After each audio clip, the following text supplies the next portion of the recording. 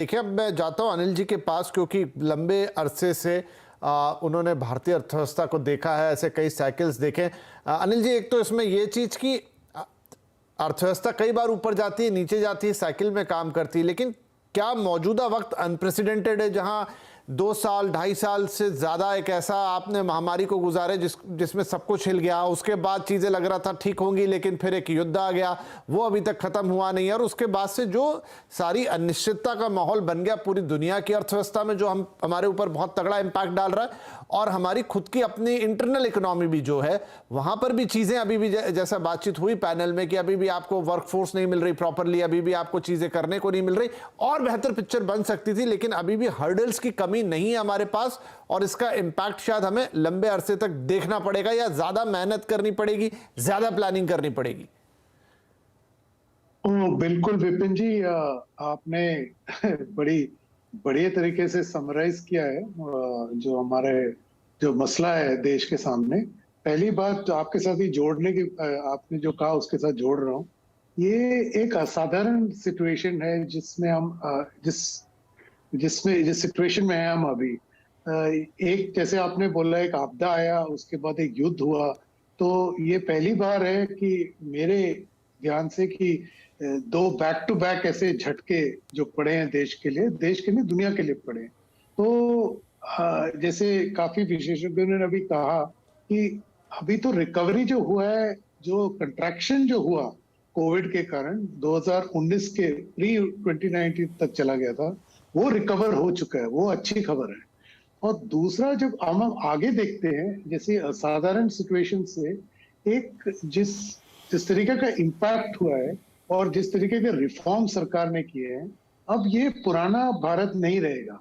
तो आप किसी भी लेवल पे उदाहरण देख लीजिए, आप ब्रॉडबैंड कनेक्टिविटी देख लीजिए, बिजली के कनेक्शन देख लीजिए, बैंक अकाउंट के कनेक्शन देख लीजिए, जितने बैंक अकाउंट खुले, अब तकरीबन हर भारतीय के पास एक बैंक अकाउंट है।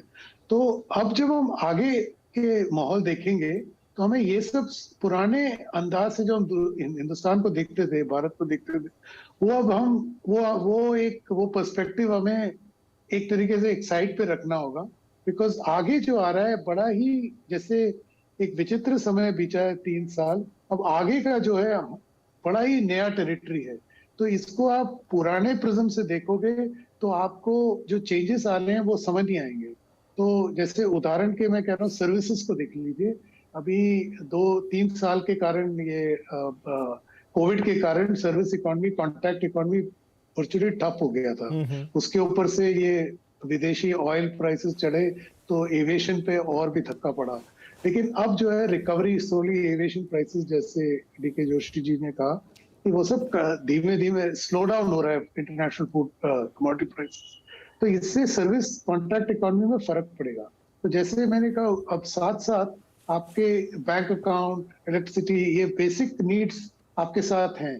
तो जो एक मल्टीप्लायर इफेक्ट होगा इनका एक कंजम्पशन लेवल पे, जो किसी ने विशेषज्ञ ने कहा कि प्राइवेट कंजम्पशन बढ़ा है, इसका प्रॉब्ली रीजन यही है। और जो सामने अगर जो हमें रिस्क देखने हैं, सबसे बड़ा मुद्दा जो है देश के सामने, ये जो फूड प्रोग्राम जो भारत ने किया है, 2 साल 2.5 साल फ्री फूड जो दिया है, इसको रोल बैक कैसे करेंगे या कब करेंगे, ताकि कैलिब्रेटेड होना चाहिए, ताकि पब्लिक पे जो है प्रेशर ना हो। बिकॉज अभी भी आपदे के झटके से लोग उठे नहीं है। तो नेट नेट पॉजिटिव है, रिस्क है, जैसे डीके जोशी जी ने कहा, जियोपॉलिटिकल रिस्क है, सबसे बड़ा रिस्क जो हिंदुस्तान के अगेंस्ट है दिस पॉइंट ऑफ टाइम। जी जी, तो ये सारी चीज़ों को ध्यान, और ये अच्छा आपने एक बोला कि अब शायद हमको एक नए सिरे से रीओरिएंटेशन, मैं उसे कहूँ कि आपको एक बिल्कुल नए नज़रिए से पूरी चीज़ों को देखना होगा, पुरानी सारी चीज़ों को भुला के या हटा के, क्योंकि अब सिचुएशन बिल्कुल अलग है। अगर हम उसी की तुलना में रहेंगे तो शायद हमेशा एक गलत पिक्चर देखते नजर आएंगे।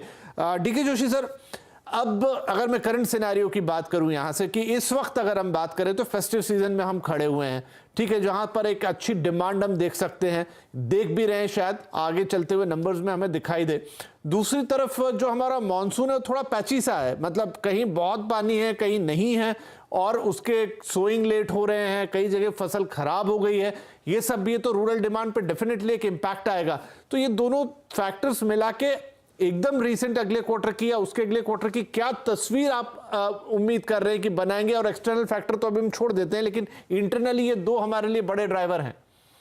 नहीं, आपने बिल्कुल ठीक कहा कि ये जो खासकर कृषि क्षेत्र के लिए जो जिस तरह का मानसून ओवरऑल तो नॉर्मल है, बट इंटरनली काफी अब नॉर्मल है। एक्सेस रेन और डेफिशिएंसी दोनों का मिश्रण है इस बार। और खासकर इस साल जो क्रॉप इम्पैक्टेड है और एक्सपेक्टेड टू बी इम्पैक्टेड है वो राइस है, और वो हमारे फूड डिस्ट्रीब्यूशन प्रोग्राम का एक अहम हिस्सा है। पहले ही वीट के प्राइसेस बहुत बढ़ चुके हैं और राइस के प्राइसेस भी अभी बढ़ने शुरू हो गए, क्योंकि लोग मार्केट प्लेयर्स सब लोग एक्सपेक्ट कर रहे हैं कि अब इसकी थोड़ा सा प्रोडक्शन में थोड़ा शॉर्टफॉल आएगा। तो एक तो ये एंगल है। दूसरा ये है कि ये जो प्राइवेट कंजम्पशन बढ़ने की हमने अभी बात की, ये अभी भी यूनिफॉर्म इंक्रीज नहीं है। ये अर्बन सेंट्रिक ज्यादा है, ये रूरल इकोनॉमी में इतनी ज्यादा डिमांड नहीं रही है। रूरल में एफएमसीजी के रिजल्ट्स आए थे तो वॉल्यूम ग्रोथ बहुत कमजोर दिखाई दी थी, वैल्यू ग्रोथ ज्यादा थी क्योंकि प्राइसेस बढ़ चुके थे। साथ साथ अभी भी बहुत ज्यादा डिमांड है नरेगा की। रूरल एरियाज में वेजेस फ्लैट हैं, तो रूरल इकोनॉमी अर्बन इकोनॉमी के मुकाबले थोड़ा कमजोर है।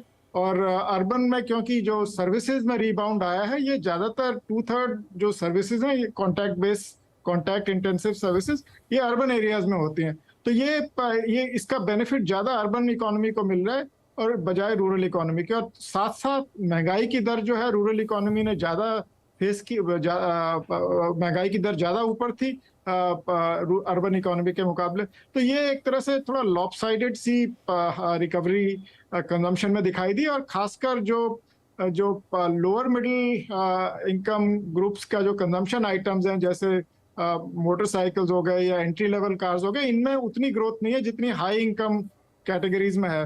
तो ये एक तरफ से बैकड्रॉप है आप जो फेस्टिव सीजन में एंटर कर रहे हैं उसका। फेस्टिव सीजन में जनरली पुश मिलता है, और मेरा मानना यह है कि जो रिकवरी आपकी सर्विसेज में दिखाई दी है, वो अभी और आगे पूरे साल, इस साल की ग्रोथ स्टोरी में उसका एक बहुत अहम कंट्रीब्यूशन रहेगा। तो अगले क्वार्टर में भी वो दिखाई देगी। और फेस्टिव सीजन के कारण थोड़ा सा डिमांड को सपोर्ट मिलेगी। महंगाई की दर भी धीरे धीरे नीचे आ रही है, अभी भी अनकंफर्टेबली हाई है जैसे कि गवर्नर साहब कह रहे थे, पर फिर भी थोड़ा वो काबू में आ रही है। तो ब्रॉडली मैं ये कहूँगा कि कंजम्पशन को थोड़ा सपोर्ट मिलेगा। उतनी ग्रोथ शायद नहीं दिखाई देगी अब जितनी हमने फर्स्ट क्वार्टर में देखी, क्योंकि अब बेस इफेक्ट भी किक इन करेगा। तो बहुत ज्यादा स्ट्रॉन्ग कंजम्पशन ग्रोथ की मुझे इस फेस्टिव सीजन में एक्सपेक्टेशन नहीं है। पर हाँ, मतलब मॉडरेट इंप्रूवमेंट अवश्य दिखाई देगा, क्योंकि जैसा अभी हम सभी बात कर रहे थे कि रूरल इकोनॉमी में लोअर इनकम कैटेगरीज में कैसे इनकम्स बढ़ती हैं, कैसे इनकम जनरेट होती है, वो भी इसको डिटरमिन करेगा कि ओवरऑल कंजम्पशन जो पुश है वो ब्रॉड बेस्ड रहती है कि नहीं। और जैसा कि अभी अनिल पद्मनाभन साहब कह रहे थे कि ये फूड सब्सिडी प्रोग्राम जो है ये कंटिन्यू करेगा कि नहीं, कितना करेगा। अब वीट के स्टॉक्स हमारे जस्ट मतलब एकदम जितने चाहिए उतने हैं, पर राइस के थोड़ा अभी इम्प्रूव्ड सिचुएशन है। पर जैसी स्थिति उभर के आ रही है तो सरकार थोड़ा सा इसको कॉशियसली अप्रोच करेगी, और मुझे लगता है धीरे धीरे ये टेपर होता जाएगा फूड डिस्ट्रीब्यूशन प्रोग्राम। ठीक है, तो यहाँ पे कुछ बहुत ज़्यादा सिल्वर लाइनिंग दिखाई नहीं दे रही। अगर हम रीसेंट की बात करें अतुल जोशी साहब, तो कैसे एक संतुलन की स्थिति सधेगी? क्योंकि देखिए इन्फ्लेशन धीरे धीरे कंट्रोल ज़रूर आ रहा है, लेकिन चूंकि ये बहुत सारे एक्सटर्नल फैक्टर पे भी निर्भर कर रहा है। ऑयल प्राइसेस हमारे हाथ में नहीं है, ग्लोबल सिनेरियो हमारे हाथ में नहीं है, चीन और ताइवान के बीच की भी स्थिति बहुत अच्छी नहीं है। किस दिन वो तनाव थोड़ा बड़ा हो जाएगा, नोबडी नोज। एक युद्ध ऑलरेडी चल रहा है जो कि खत्म नहीं हुआ है, और दूसरी तरफ ये है कि आपको ग्रोथ को भी बढ़ावा देना है। अब ठीक है, आपने ब्याज दरों में बढ़ोतरी करना एक मजबूरी है, ठीक। आरबीआई एक संतुलन साधने की कोशिश जरूर करेगा, लेकिन ये संतुलन किस तरफ झुकेगा? मतलब एक तरफ एक बड़ी प्रॉब्लम है और दूसरी तरफ ग्रोथ का प्रॉब्लम है, तो आप कैसे उसमें संतुलन साधते हुए नजर आएंगे? अगर हम देखें कि इन्फ्लेशन का बेस इफेक्ट जो हम देखते हैं कि क्यों इतना बढ़ा, क्यों तो ग्लोबल फैक्टर्स उसके लिए मेनली इंपॉर्टेंट है कि ग्लोबल फैक्टर्स जैसे ही वॉर चालू हुआ, धीरे धीरे हमने देखा कि आरबीआई की जो ट्यून थी वो थी बैलेंस्ड बिटवीन ग्रोथ और इन्फ्लेशन, वो दोनों को साथ में लेके चल रही थी आरबीआई। और सडनली उन्होंने पूरा ट्रैक चेंज कर दिया और सिर्फ इन्फ्लेशन के ऊपर आ गए। और इन्फ्लेशन जो प्राइजेस इन्फ्लेशन हम देख रहे हैं कि उसकी रीडिंग नीचे आ रही है, वो इसके लिए आ रही है क्योंकि ग्लोबल प्राइसेस कम हो रही है, ना कि इसकी वजह से कि आरबीआई ने इंटरेस्ट रेट बढ़ाए हैं, क्योंकि आरबीआई के हाथ की बात नहीं, ये सप्लाई साइड इश्यूज है। तो आरबीआई को अब ये सोचना है कि मेरी जो इंटरेस्ट रेट मैंने बढ़ाई है अभी तक, उसकी इफेक्ट क्या हो रही है। तो इसके लिए मैं एक आंकड़ा देना चाहूंगा। अगर हम देखें कि जितनी बैंक्स हैं उनकी जो पर्सनल लोन्स है, जैसे कि हाउसिंग लोन्स हो गई, व्हीकल लोन्स हो गई, पर्सनल लोन्स हो गई, वैसे एनबीएफसी है जिन्होंने पर्सनल लोन्स दिए, इंडिविजुअल्स को दिए है, और माइक्रो फाइनेंस इंस्टीट्यूशंस, ये तीनों को अगर हम मोटा मोटी अगर हम टोटल मार लेते हैं कि कितने लोगों ने, इंडिविजुअल्स ने लोन लिया है, चाहे किसी भी कारण हो, चाहे गोल्ड के लिए हो, घर के लिए हो, व्हीकल के लिए हो, किसी भी लिए हो, 33 करोड़ लोगों ने बाय एंड लार्ज ये लोन्स लिए हैं। तो अगर हम इसको एक पर्सपेक्टिव देते हैं कि 170 बेसिस पॉइंट्स अगर इंटरेस्ट रेट बढ़ा है तो उनकी आमदनी कितनी कम हो जाएगी जो कंजम्पशन के लिए उन्होंने रखते थे। तो क्योंकि इंटरेस्ट रेट बढ़ा, ईएमआई बढ़ गई, ईएमआई बढ़ी लेकिन सैलरी नहीं बढ़ी है, सैलरी नहीं बढ़ी तो क्या करेंगे, खर्चा कम करेंगे। और यही चीज है वो ऑलरेडी मेरे हिसाब से इफेक्ट में आ चुकी है जुलाई से। तो जुलाई के अगर हम नंबर देखें रिटेल सेल्स के, खास करके 2 व्हीलर्स के या 4 व्हीलर्स के, तो 10 to 12% उसमें ऑलरेडी कमी आ चुकी है रिटेल सेल्स। तो मेरे हिसाब से धीरे धीरे आरबीआई को अब तो ये क्वेश्चन है ही है कि थोड़ा पॉज कर ले, देखिए कि कंजम्पशन कहां जा रहा है। पास्ट में क्या था, आज से 5 साल पहले इतने लोगों ने बोरोइंग नहीं की थी। हम बैंक की क्रेडिट ग्रोथ की बात करते हैं तो बैंकों ने क्या एक्चुअली इंडस्ट्री को लोन दिए हैं या इन्होंने सिर्फ एग्रीकल्चर और इंडिविजुअल्स को दिए हैं। वो सेकंड लेवल अगर हम एनालिसिस करते हैं तो हमको दिखता है कि इंडस्ट्री की ग्रोथ, जो क्रेडिट ग्रोथ है वो इतनी नहीं है बैंकों की, इंडिविजुअल्स में है, एग्रीकल्चर में सबसे ज्यादा है।